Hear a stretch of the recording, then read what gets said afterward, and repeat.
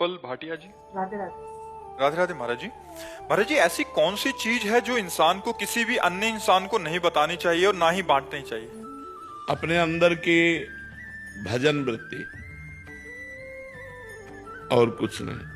आपका भजन कितना चल रहा है, कैसा चल रहा है, किसी से मत बताइए।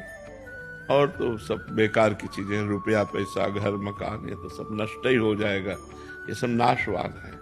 जहाँ शरीर छूटा तो फिर क्या रह गया। लेकिन इसे गुप्त रखना चाहिए, अपने भागवती का अनुभव गुप्त रखने चाहिए, भगवान की कृपा जो आप पर हो रही उसे गुप्त रखना चाहिए, अपने भजन का प्रभाव, अपने भजन की रुचि, अपने भजन की बढ़ोतरी, ये सब गुप्त रखना चाहिए। भागवतिक संबंध से सब गुप्त रखना चाहिए। अगर हम किसी से प्यार करके कहना भी चाहते हैं तो एक संत मिले थे, उन्होंने ऐसा बताया था कि ऐसे से ऐसा किया जाए तो ऐसा लाभ मिलता है। बस मैं वो किया और मुझे लाभ मिला, ये नहीं बताना है। वो ऐसे से ऐसा, उन्होंने, एक साधक ने ऐसा अनुष्ठान भी किया तो उसको लाभ मिला। अब वो साधक आप ही हैं, लेकिन आप एक साधक, अमुक साधक, किसी साधक ने ऐसा अनुष्ठान किया तो उसको ऐसा लाभ हुआ। ये नहीं बताना चाहिए कि मैंने अनुष्ठान किया, मैंने लाभ लिया। उसे गुप्त रखा जाता है, उसे इशारे से बताया जाता है अपने प्रियजनों को। और प्रियजनों से तो वार्ता ही नहीं की जाती परमार्थ की। राजीव जी आगरा से। राधे राधे राधे महाराज जी। महाराज जी, क्या चिंता और भय केवल मानसिक स्थिति है या आध्यात्मिक दृष्टि से इसका कोई गहरा जड़ें हैं? इसकी चिंता और भय क्यों? अज्ञान, अज्ञान। चिंता सापिन के नहीं खाया, को जग जाहि न व्यापी माया। गोस्वामी तुलसीदास ने लिखा है, चिंता रूपी सर्पनी ने कौन ऐसा जिसको खाया ना हो। अर्थात चिंता से सबको वही निश्चिंत हो सकता है जो भगवान में चित्त जोड़े है। जो शरीर और संसार में चित्त जोड़े है उसको चिंता जरूर व्यापेगी, चिंता जरूर आएगी। तो जो चिंता, उद्वेग, भय, शोक, विषाद, ये जो दोष है, ये अज्ञान के कारण। अज्ञान में पाप होता, पाप का परिणाम ये होता है। तो यदि हम अध्यात्म से जुड़ें और पाप कर्म बंद हो जाए तो निश्चिंतता आ जाए, एक आनंद आ जाए।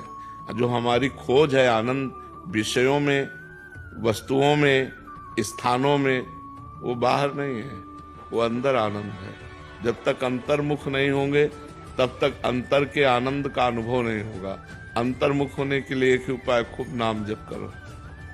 जितना नाम जप करोगे, शास्त्रों का स्वाध्याय करोगे, सत्संग, उतना ही ज्ञान प्रकाशित होगा।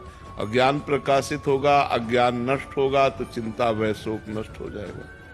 जब तक अज्ञान है तब तक चिंता। चिंता सापिन के ही नहीं खाया, को जग जाहि न व्यापी माया। कौन ऐसा पैदा हुआ है जिसको माया न लग जाए। इसलिए बहुत नाम जप करो, तभी इनसे बच सकते हो।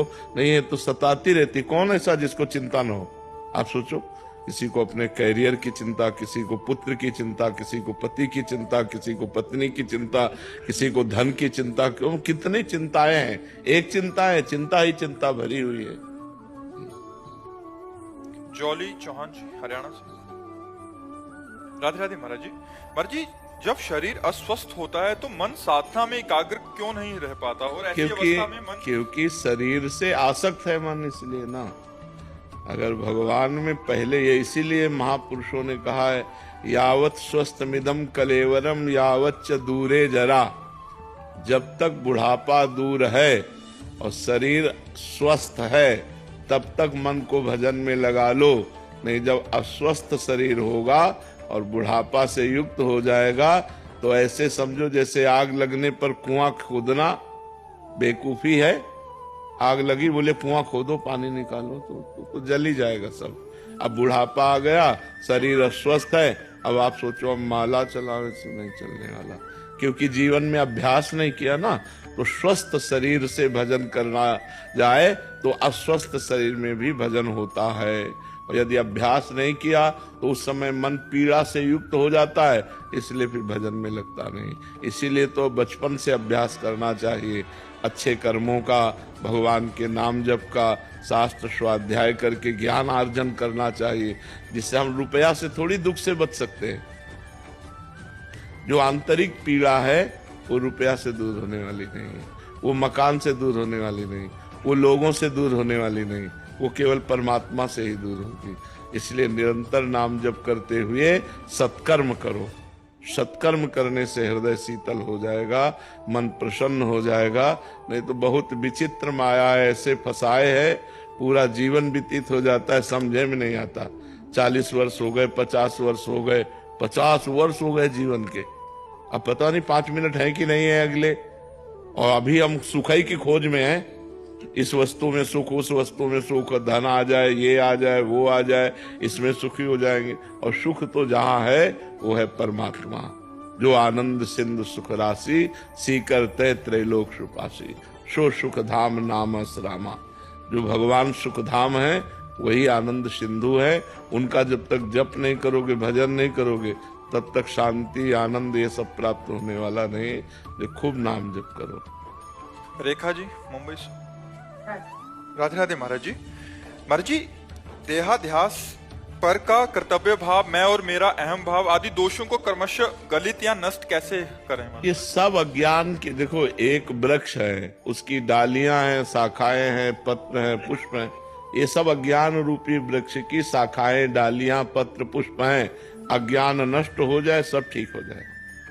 अज्ञान का नाश, अविद्या का नाश, माया का नाश, भ्रम का नाश, वो एक ही बात है।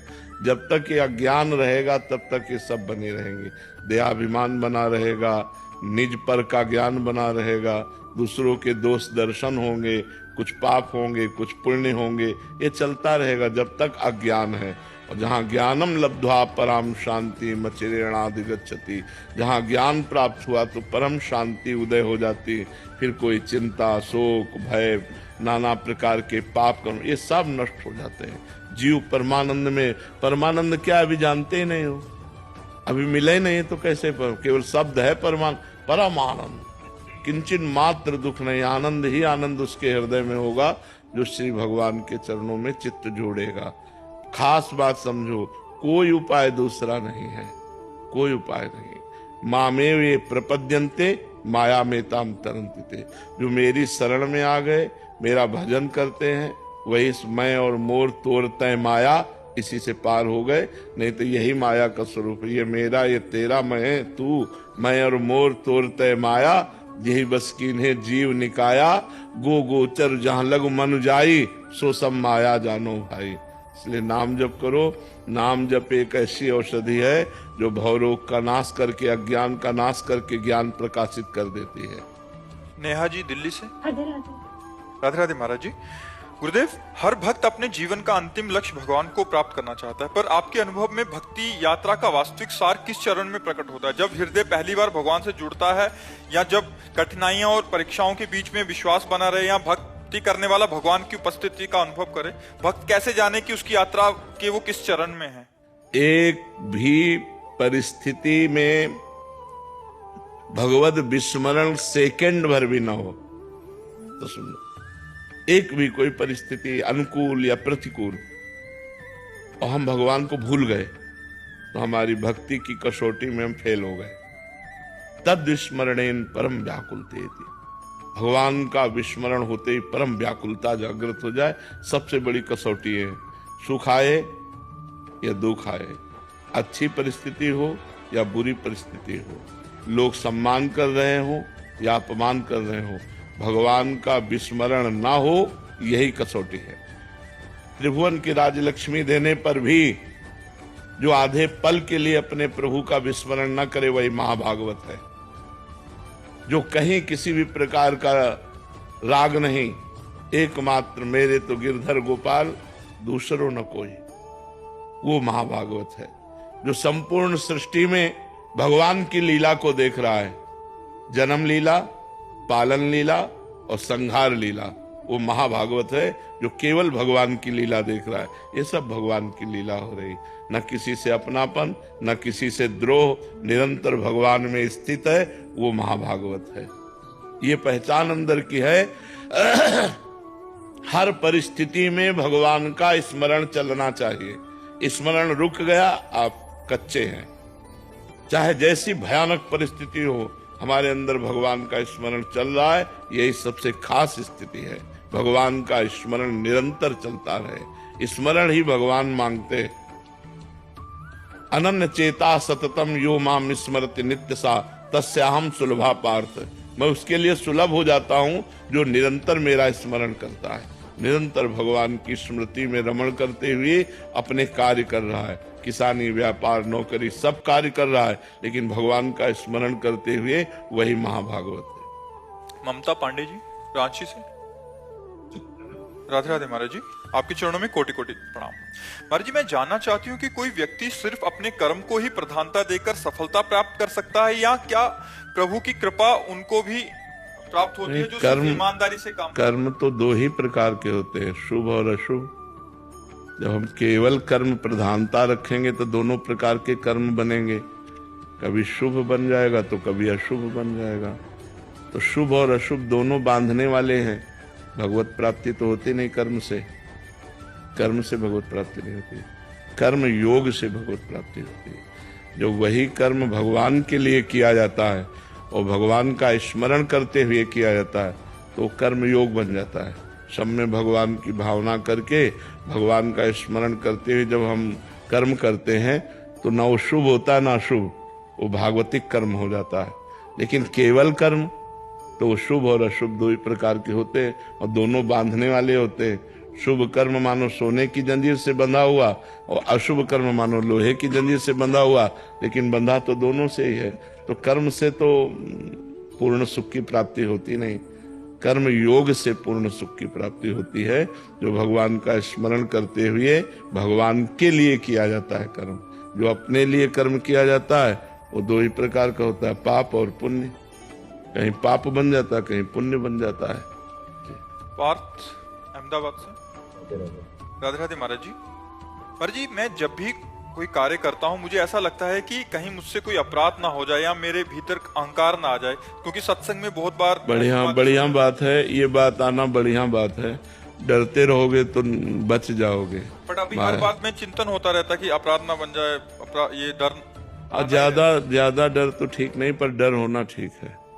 डर से बच जाओगे, डर से बच जाओगे। सोच आदि क्रिया जो करनी में आते हैं तो हाँ, जैसे माँ की गोद में जैसे शौच करे तो कोई अपराध थोड़ी होता है।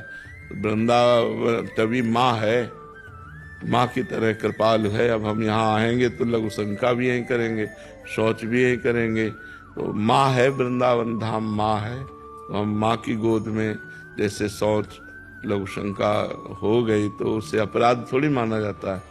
छोटा बालक तो हम भगवान के धाम के आगे तो छोटे बच्चे ही है, तो हम बच्चे की तरह अपने को देखें, वृंदावन को माँ की तरह देखें तो कोई अपराध नहीं। अंत में सबका अंत क्या है? परमात्मा ही तो है। प्रारंभ क्या है? परमात्मा ही तो है। मध्य क्या है? परमात्मा ही तो है। बीच में क्यों रुके हो? फिर बढ़ो। अगर बहुत सोचने वाले हो तो उसको अंत तक पहुंचाओ। सोचो, अगर सोचने में लगो तो सोचो आप कौन है। अरे आदि भी वही है, मध्य भी वही है, अंत भी वही है, सब परमात्मा स्वरूप है। ये अभी मलिन बुद्धि है इसलिए पकड़ नहीं पाती। नाम जप करो, खूब नाम जप। देखो, इस शरीर को पवित्र मानते हो ना, इस समय नहा धो के आए हो, लेकिन यहाँ यही सोच भरी है। इतनी झिल्ली की केवल बात है नहीं, यही सोच भरी हुई है, यही तो मल भरा हुआ है। केवल ऊपर से चमड़ी धो लिया तो पवित्र हो गए क्या? ये रसोई है, ये शौचालय है, यहाँ से भोजन जाता है, सब यही है, एक ही शरीर में है, इसी घर में सब कुछ है। इसलिए खूब नाम जप करो। महाराज जी, ये काफी जनों का भी प्रश्न ऐसा होता है कि जैसे बहुत कुछ सुन लेते हैं, वो इतने भयभीत हो जाते हैं, इतना सोचने लग जाते हैं कि भजन भूजन तो एक साइड, कहीं हाथ लगा दिया तो इसको हाथ लगा दिया, फिर मतलब हाथ ही धोते रहो। एक तो कल आए थे, कह रहे मैं पूरा दिन हाथ ही धोता रहता हूँ। हम इसीलिए असलियत समझाते हैं कि पवित्रता क्या है। विचार की पवित्रता है। शरीर कभी पवित्र हो सकता है क्या? मलाशय मूत्राशय सब यही तो है ना।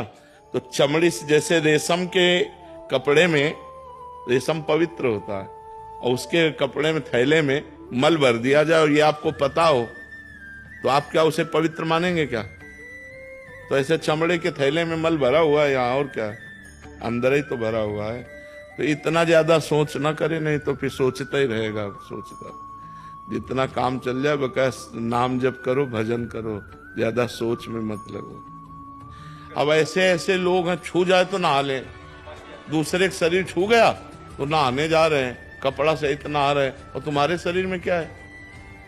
होश करो तुम्हारे शरीर में क्या वही मलमूत्र कफ पित्त बात वही तो भरा हुआ है, उसके छूने से नहीं, यही सब सोच जमा है, यही मलमूत्र जमा है।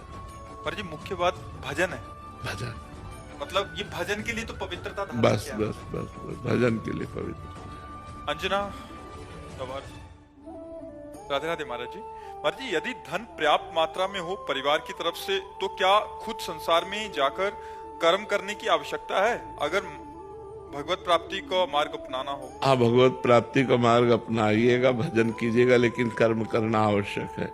समाज की सेवा है, समाज को सुख पहुंचाना है, ये अपना कर्तव्य है ना।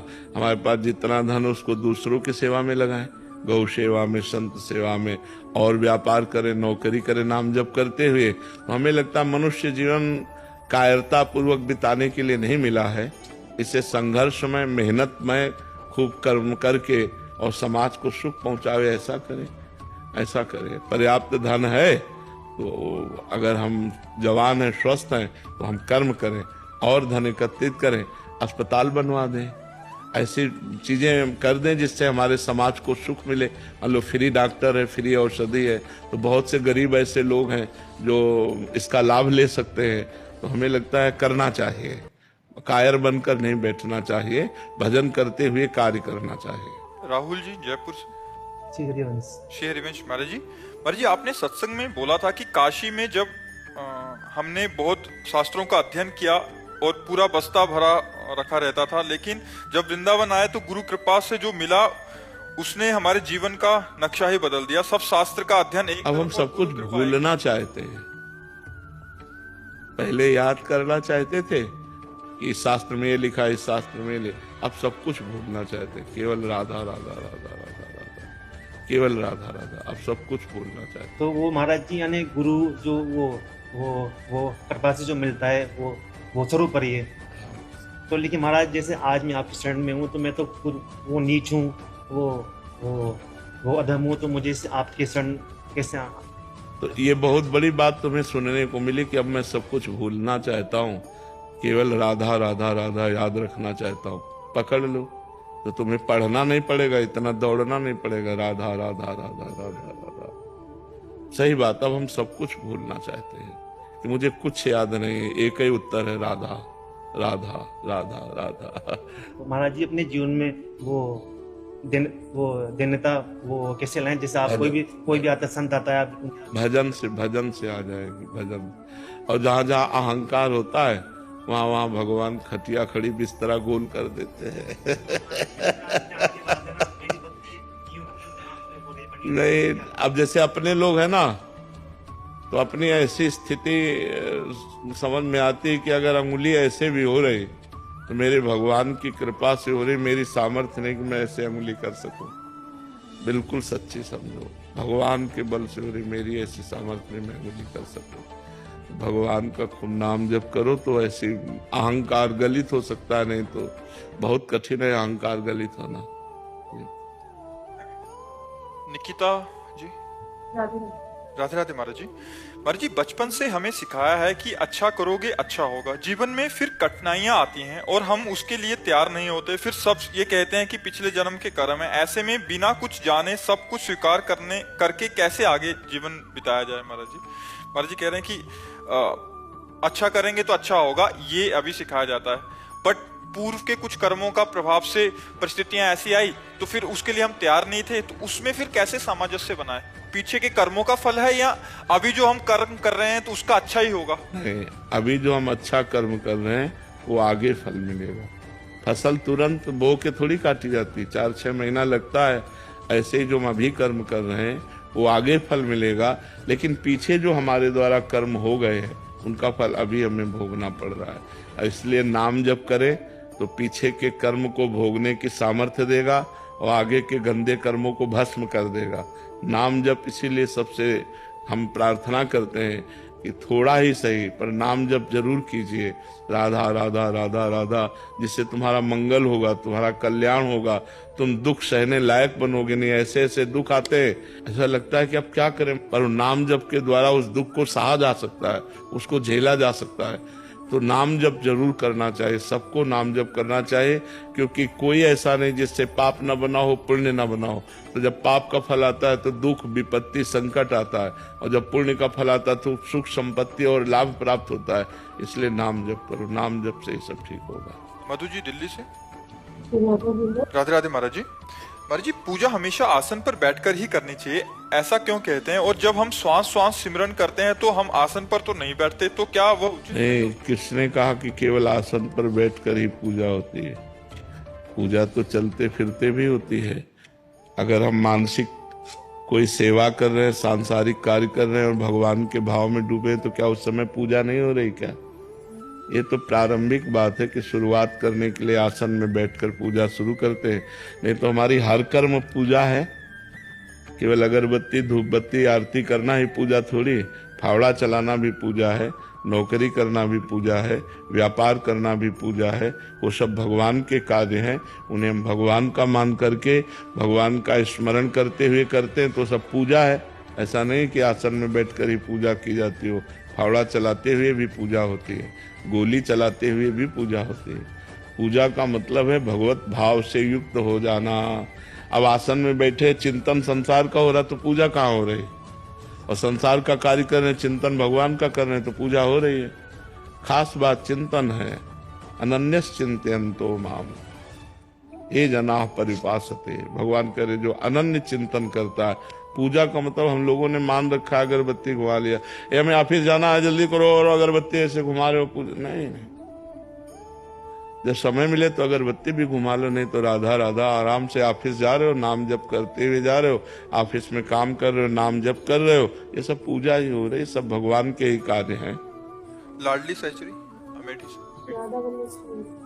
महाराज जी, मेरा प्रश्न यह है कि इस अधम से इतने पाप हुए हैं कि बार बार उसी का चिंतन होता है, बहुत भय लग रहा है। गुरुदेव भगवान, हम आपकी शरण में हैं, आप हमें दंड दें या प्रायश्चित करवाएं। भगवान की शरण में सब हो। भगवान अहम त्वाम सर्व पापेभ्यो मोक्षयिष्यामि मा शुचः। भगवान कह रहे मैं तुम्हें समस्त पापों से मुक्त कर दूंगा, तुम मेरी शरण में आ जाओ। हम लोग सब मिलकर भगवान की शरण में चले, भगवान के चरणों का आश्रय लें, भगवान का नाम कीर्तन करें। भगवान के सुमिरन से ही हमारे सारे पाप नष्ट हो जाएंगे, और पाप करने की जो प्रवृत्ति है वो भी नष्ट हो जाएगी। एक पाप करना होता है और एक पाप करने की प्रवृत्ति होती है। तो पाप हुआ, प्रायश्चित हो गया, पर प्रवृत्ति नष्ट नहीं हुई तो फिर पाप करा देगी। तो नाम जब तो नष्ट करता है पाप को, पाप की प्रवृत्ति का भी नाश कर देता है। तो हमें खूब नाम जप करना चाहिए भगवान की शरण होकर, जिससे हमारे सारे पापों की प्रवृत्ति का ही नाश हो जाए। और जी, पाप नष्ट हो गए, इसका क्या थर्मामीटर है? हृदय निर्मल हो जाएगा, हृदय शांत हो जाएगा, चिंता भय शोक नहीं लगेगा। उस पाप का भी फिर चिंतन नहीं होगा? नहीं, उस पाप का भी चिंतन। ये मतलब उसका ये आंकलन। हाँ, जब तक वो चिंतन होकर जलाता रहे तब तक अभी है, और जब चिंतन ही उसका खत्म हो गया, केवल भगवान का चिंतन हो रहा, तो वो पाप गए। फिर तो सहजानंद अपने आप पाप के नष्ट होते ही अनंत की अनुभूति होने लग जाएगी। बिल्कुल बिल्कुल। महाराज जी, चिंतन निरंतर बढ़े और मन के विकार दूर हो, उसके लिए क्या करना चाहिए? हठ पूर्वक भजन, जबरदस्ती भजन, अपनी जबान से जबरदस्ती नाम जप। कोशिश करने के बाद भी कई बार मन संसार में भाग। मन भागने से कुछ लेना देना नहीं, जबरदस्ती नाम जप जबान से। यद जिह्वाग्रे वर्तते नाम तुभ्यम, जिसकी जिह्वा के अग्रभाग पर आपका नाम विराजमान है। और नाम जप का प्रयास करने के बाद भी कई विकार कम नहीं हो रहे, मन के विकार हो जाएंगे, धीरे धीरे हो जाएंगे। बड़ा वृक्ष जब जड़ से उखड़ता है तो महीनों हरा भरा दिखाई देता है, लेकिन जड़ उसकी उखड़ गई है। अब नाम जप हम कर रहे हैं तो संसार रूपी दोषों की जड़ उखड़ गई है, धीरे धीरे वो शांत हो जाएंगे। मन से करना चाहिए, जबान से, जबान से, जबान से। क्योंकि मन तो तब लगेगा जब पवित्र हो जाएगा। मन तो तब लगता है जब पवित्र हो जाता है। अभी अपवित्र मन है, वो भोगों में जाएगा, तो हम इसको पवित्र कैसे करें? ये राम नाम मणि दीप धरी, जीह दे हरि द्वार, तुलसी भीतर बाहिरो, जो चाह सुचार। भगवान के नाम रूपी मणि को जीभ रूपी द्वार पे रख लो तो हृदय भी पवित्र हो जाएगा और बाहर भी पवित्र हो जाए। महाराज जी एक बार पवित्र होने के बाद फिर अपवित्र होने की दशा रहती है? हाँ, जब तक भगवत साक्षात्कार नहीं हो जाता तब तक यही दशा चलती रहती है, पवित्र फिर अपवित्र, पवित्र फिर अपवित्र, और जब ज्ञान हो जाता है तब परम पवित्र हो जाता है, फिर अपवित्र। रुचि ना आए तब रुचि नहीं आती है, ये रुचि भजन में रुचि पाप के कारण नहीं आती, जब पाप नष्ट हो जाएगा तो भजन में रुचि हो जाएगी, भगवान में रुचि हो जाएगी, पाप नष्ट हो जाए बस। हाँ, जबरदस्ती, तभी इनसे कहा हठ पूर्वक भजन करना, जबरदस्ती भजन करना, मन लगे ना लगे हमें भजन करना है। भाव कुभाव अनख आलसहु, नाम जपत मंगल दिश दशहु, दशों दिशाओं में उसका मंगल ही होगा जो नाम जप करता है। महाराज जी एक और साधक की दृष्टिकोण से पूछ रहे हैं, महाराज जी जब मन पवित्र होने लग जाता है उसके बाद प्रभु का भी रोल रहता है महाराज जी, प्रभु भी, जैसे आप तुलसीदास जी के उसमें कहते हैं प्रभु प्रेरक बरजे, तो महाराज जी प्रभु शासन करते हैं क्या? हाँ, मन पवित्र तभी होता है जब प्रभु कृपा करके भजन में हमारे अंदर एक हठ पैदा करते हैं, राधा राधा राधा राधा राधा राधा, ये भगवान की कृपा से ही होगा। नहीं तो मन नहीं लग रहा तो फिर कैसे जप करें? भाई मन लग रहा, आनंद आ रहा तब तो जप होगा, जब आनंद ही नहीं आ रहा, मन ही नहीं लग रहा तो जप कैसे होगा? फिर भी जप करना, यही कृपा है, फिर वो कृपा से जप होता है, उसे करना ही करना, दूसरा कोई उपाय नहीं। मन को निर्मल करने का, संसार से मुक्त होने का, दुखों से बचने का भजन के सिवा कोई उपाय नहीं, भजन ही एक उपाय है, करना ही पड़ेगा, जबरदस्ती कर लो, आज कर लो चाहे अगले जन्म में कर लेना। वासनाओं का चिंतन नहीं करना चाहते पर फिर भी चिंतन होता है। उपासना से वासना भस्म हो जाती है।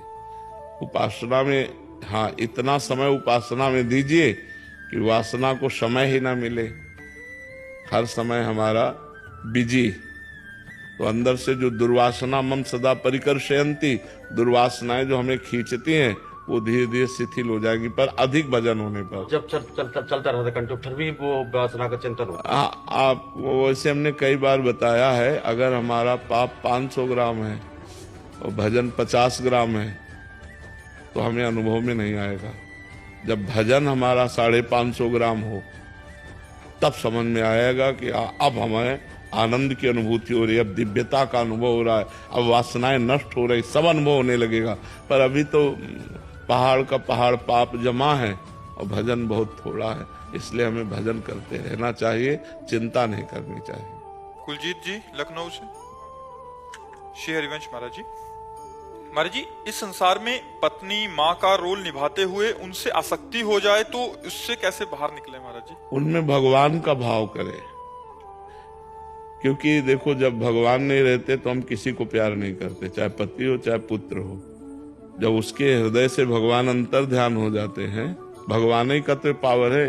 ये जो बिजली है शरीर में ना, बोलना, हंसना, देखना, खाना पीना, ये भगवान का ही पावर है।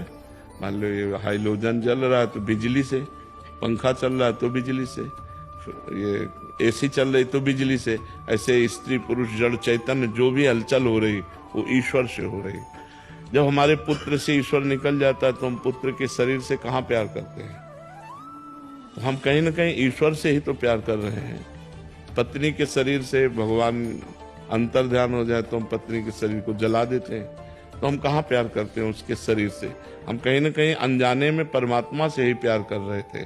तो हमें चाहिए कि जब हम अपने पुत्र को, पति को भगवत स्वरूप देखें तो फिर ये डर खत्म हो जाएगा कि कहीं हमारी आसक्ति हो गई, तो फिर भगवान में ही आसक्ति होगी। उस रूप में भगवान ही है, पति रूप में भगवान ही है, पुत्र रूप में भगवान ही है, ऐसा मानना चाहिए। महाराज जी क्या योग वशिष्ठ हम पढ़ सकते हैं? हाँ पढ़ सकते हैं, क्यों नहीं पढ़ सकते।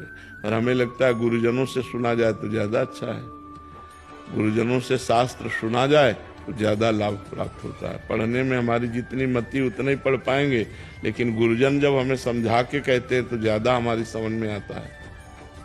आदर्श सिंह जी झांसी से। महाराज जी आपकी एक वीडियो देखा, जो उसमें आपने कहा कि भगवान श्री कृष्ण को एक बार साष्टांग प्रणाम करेगा उसे 10 अश्वमेध यज्ञ का फल प्राप्त होता है, और 10 अश्वमेध यज्ञ का फल प्राप्त होने वाले को भी स्वर्ग की प्राप्ति होती है, पुनः मृत्यु लोक में आना पड़ता है। परंतु श्री कृष्ण जी को जो प्रणाम करने वाला है उसे जन्म नहीं लेना पड़ता। तो यही सुन के महाराज जी इन्होंने विचार किया कि वृंदावन जाएंगे बिहारी जी और सबको प्रणाम करेंगे। पर महाराज जी मैंने बहुत बार प्रणाम कर लिया, मैं गिना नहीं, तो अब तो मुझे मृत्यु लोक में नहीं आना पड़ेगा। विश्वास करो, विश्वास करो, विश्वास से ये सब बात बन जाएगी। नहीं, नाम जप करो तो विश्वास और दृढ़ होने लगेगा। नाम जप करते रहो। कीर्ति दुलारी जी, श्री हरिवंश महाराज जी। महाराज जी मेरा कोई ऐसा प्रश्न नहीं है, अगर कभी आता है तो जवाब मिल जाता है, फिर भी मन में एक बात आई है, क्षमा करना महाराज जी। महाराज जी कह रहे कि प्रयास कर रहे हैं पर कोई भी त्रुटि होती है तो मतलब आप ठीक कर देते हैं, फिर त्रुटि हो जाती है, ऐसे करके। भगवान का चिंतन करो, लीला गायन करो, लीला श्रवण करो और शांत रहो। जो गलतियां हो उनको पुनरावृत्ति ना हो ऐसा दृढ़ भावना करो और चलते रहो। ये बहुत बड़ा मार्ग है, ये भगवत मार्ग कोई छोटा मोटा मार्ग नहीं है, सबसे बड़ा मार्ग है। तो इस मार्ग में बहुत धैर्य पूर्वक चला जाता है। आनंद ना आए तो भी, गलतियां हो तो भी, जैसी भी परिस्थिति हम कदम आगे बढ़ाते रहे तो हम सफल हो जाएंगे। भगवान एक दिन हमको निर्मल कर देंगे, भगवान एक दिन हमें सुधार देंगे, पक्का विश्वास रखो। रूपा जी कर्नाटक से। राधे राधे महाराज जी। गुरुदेव आप कहते हैं कि जब किसी व्यक्ति को भगवत प्राप्ति हो जाए तो उसे दोबारा जन्म नहीं लेना पड़ता। मेरा प्रश्न है कि भगवत प्राप्ति महापुरुष है उसकी आगे की स्थिति क्या होती है? भगवान की सेवा करता है या क्या होता है आगे? वो भाव होते हैं ना, उसके अनुसार उसकी स्थिति होती है। जैसे दास्य भाव, सख्य भाव, वात्सल्य भाव, गोपी भाव, सहचरी भाव, वो जिस भाव से भावित होकर सिद्ध हुआ है वो उसी भाव को प्राप्त होकर अपने प्रभु की सेवा में रहता है।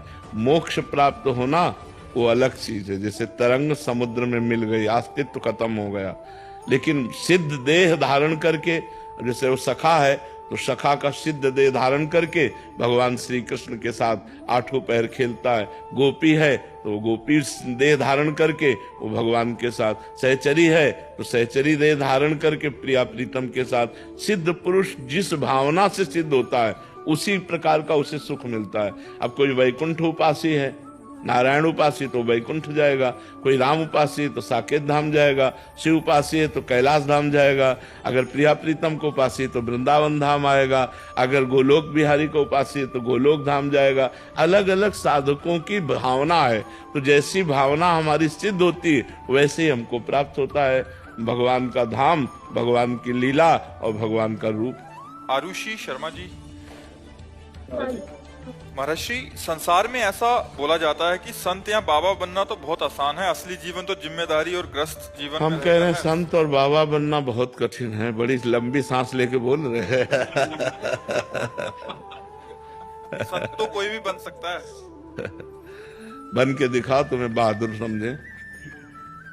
हम तुम्हें संत के नियम बताते हैं, उसके अनुसार चलो, तुम्हें बहादुर माने। कोई हमें प्यार करने वाला नहीं, जितने प्यार करने वाले थे सबसे काट, माता पिता भाई बंधु परिवार सब, कोई मनोरंजन नहीं, किसी भी तरह का कोई मनोरंजन नहीं। हर समय मन को मारना, थोड़ी भी चूक हो जाए तो संसार फूंक दे। साधु का जीवन जानते हो कितना कष्टमय जीवन होता है। अब तुमने केवल बाहरी देख लिया, पहले बहुत मौज में है। 8-8 दिन भोजन नहीं मिला, 8-8 दिन भोजन नहीं मिला, बड़े कष्ट, लोग गालियां देते, बड़े कष्टमय जीवन व्यतीत होता है। ऐसे थोड़ा रह के देखो। हम अगर घर जीवन में रहते हैं तो जिम्मेदारियां भी होती है। तो तुम्हारे को तो 2-4 की जिम्मेदारी होगी, हमें तो हजारों की जिम्मेदारी है।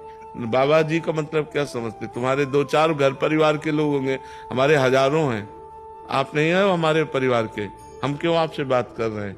क्या हमारी जिम्मेवारी नहीं है आपके दिमाग को ठीक करना, आपको स्वस्थ रखना, आपको प्रसन्न रखना? तो हम जिम्मेवारी का तो निर्वाह कर रहे हैं। नहीं, हम यहाँ क्यों बैठे हैं?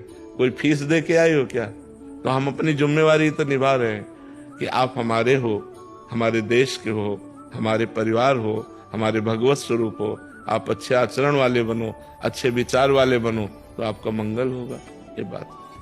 शशांक जी इंदौर से। राधा वल्लभ श्री हरिवंश महाराज जी, गुरुदेव, माया की शक्ति इतनी प्रबल क्यों है कि साधक सत्य जानकर भी उसमें उलझ जाता है? भगवान की है ना, भगवान अनंत शक्तिशाली है, तो भगवान की माया भी अनंत सामर्थ्यशाली है। ज्ञानिनामपि चेतांसि देवी भगवती ही सा बलादा कृष्ण मोहाय महामाया प्रेक्षति। जो ज्ञानिन कर चित अपहरई और बरियाई विमोह बस करे, जबरदस्ती मोह में डाल दे, उसी का नाम माया है। पर भगवान की माया से भी बढ़कर भगवान का नाम है। माया भगवान के अधीन है और भगवान नाम के अधीन है। जितना नाम जप करोगे उतने ही माया से मुक्त होते जाओगे। अगर नाम जप नहीं है तो माया पर विजय पाना कोई खेल नहीं है। माया समझे में नहीं आती है। कहाँ माया है, कहाँ है, हम है, तुम है, ये चराचर जगत है, सब भगवान का स्वरूप है। माया कहाँ है? माया माने भ्रम, माँ माने नहीं, या माने जो है नहीं, एक भ्रमात्मक, जो भ्रम में हमें फंसा दे, सत्य वस्तु को ढक कर असत को प्रकाशित कर दे, उसी का नाम माया है। और ये अचिंत्य है, चिंतन में नहीं आती, इतनी प्रबल है कि पकड़ में ही नहीं आती। शिव विरंचिका मोहई को है बपुरान, अस जिए जान भजी मायापति भगवान। बड़े बड़े ईश्वर कोटि के महापुरुषों को मोहित कर ले, उसका नाम माया। फिर हम लोग तो जीव हैं, बहुत साधारण है, हमसे गलती बन जाना, फिसल जाना स्वाभाविक है। ईश्वर कोटि के महापुरुषों से इस कोटि के महापुरुषों को भी गिरा दे, उसी का नाम माया है। और ये बहुत बलवती है, लेकिन माया से भी बलवान भगवान का नाम है। तभी संत महात्मा भक्तजन भगवान के नाम बल से इस माया पर विजय प्राप्त करते हैं। दैवी हेषा गुणमयी मम माया दुरत्तया, मामेव ये प्रपद्यन्ते माया में ताम तरन्ति। भगवान कह रहे हैं ये माया कैसी? बोले दिव्य है, दैवी, ये दिव्य माया है, समझ में नहीं आती भगवान की। यहाँ से लेकर ब्रह्मलोक तक सब माया का ही विस्तार है। आप ब्रह्म स्तंभ पर्यंतम सर्वम मायामयम जगत। दैवी हेषा, ये गुणमयी, सत्वगुण रजोगुण तमोगुणमयी, मम माया दुरत्तया, इसे पार कर पाना बहुत कठिन है। तो महाराज उपाय क्या है? बोले मामे वे प्रपद्यन्ते, मेरी शरण में हो जाओ तो माया में ताम तरन्ति, इस माया से तुम तर जा सकते हो। एकमात्र उपाय है भगवान की शरण होकर नाम जप करो तो तुम माया से मुक्त हो सकते हो। अन्यथा चराचर जगत को यही फंसा के बार बार जन्म, बार बार मरण, नाना प्रकार की दुखमय योनियों में जाना, नाना प्रकार के दुखमय कर्म करके दुखमय विपत्ति में इस संसार में फंसे रहना, यही इसका काम है, फंसाना। और भगवान का नाम मुक्त करता है, इस माया से मुक्त कर देता है। इसलिए खूब नाम जप करो भगवान की शरणागति स्वीकार करके। रामदास जी महाराज, राधे राधे महाराज जी। महाराज जी, मेरा एक प्रश्न है। गुरुजी, भजन करते समय नाम चिंतन कभी पेट में, कभी गले में, कभी खोपड़ी में, शरीर के अलग अलग भागों में आता है महाराज जी, क्या ये सही है क्या? कोई बात नहीं, आना चाहिए, चिंतन में आना चाहिए, अच्छा है, अच्छा है। कभी पेट का मतलब हृदय में, पेट का मतलब हृदय में, कभी हृदय में, कभी कंठ में, कभी आज्ञा चक्र में, अच्छा है, कोई परेशानी नहीं, बहुत बढ़िया है। धीरे धीरे से एक जगह कर लो, चाहे हृदय में कर लो, चाहे कंठ में कर लो, चाहे आज्ञा चक्र में कर लो, एक जगह कर लो। जाओ, एकाग्रता लाओ इसे, अब 3 जगह से इसे एक जगह में कर लो, कहीं कर लो, चाहे हृदय में कर लो।